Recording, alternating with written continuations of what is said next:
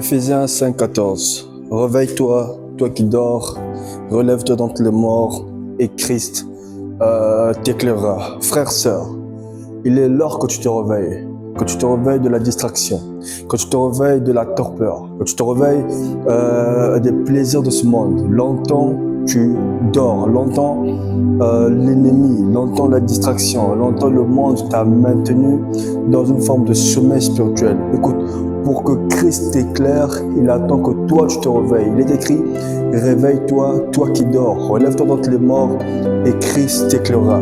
Christ ne veut que t'éclairer, mais il attend que toi tu te réveilles afin qu'il puisse t'éclairer. Et tu dois te réveiller de quoi? Pas d'un sommeil physique, mais d'un sommeil spirituel qui est lié à ta nonchalance concernant la vie de prière, du fait que tu es maintenu dans une forme de distraction, de convoitise, de plaisir de ce monde, et ainsi tu n'arrives pas à te réveiller.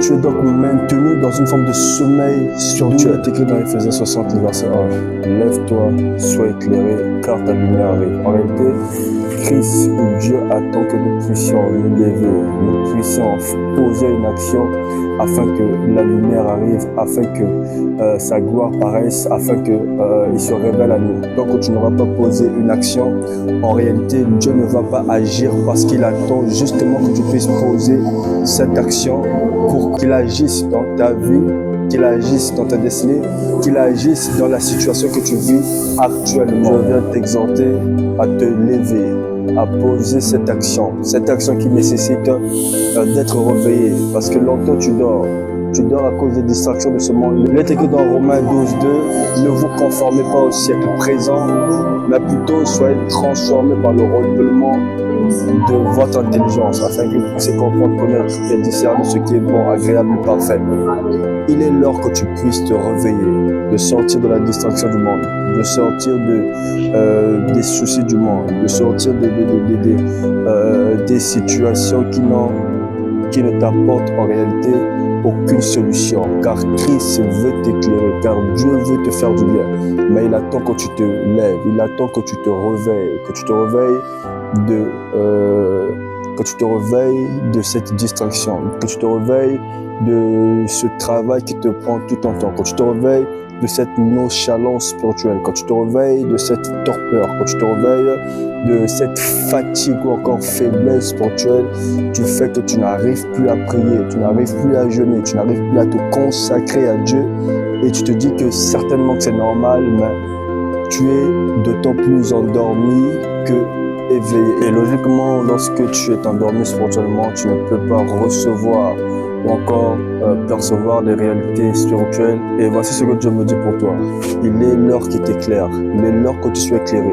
Il est l'heure que la lumière paraisse dans ta vie. Mais il attend que tu puisses te réveiller des morts. Il attend que tu puisses te relever de ce sommeil spirituel qui t'a longtemps maintenu sous la captivité ou sous le joug de la puissance des ténèbres. Il attend que tu puisses sortir de cette torpeur, de cette nonchalance, de cette faiblesse, de cette hésitation, encore de ce doute sur ta mission, sur ta vie, sur ta destinée, parce que tu crois que Dieu n'agit pas. Il est prêt à t'éclairer si tu prends la décision maintenant de te consacrer à lui, de te donner entièrement à lui, de dire que oui Seigneur, comme Christ l'a dit, non pas ma volonté, mais ta volonté. Ainsi, tu verras comment il va t'éclairer, comment il va rallumer, comment il va attirer, comment il va ouvrir, comment il va apporter dans ta vie une nouvelle dimension, une nouvelle saison, du fait que tu aies pris cette décision de te réveiller.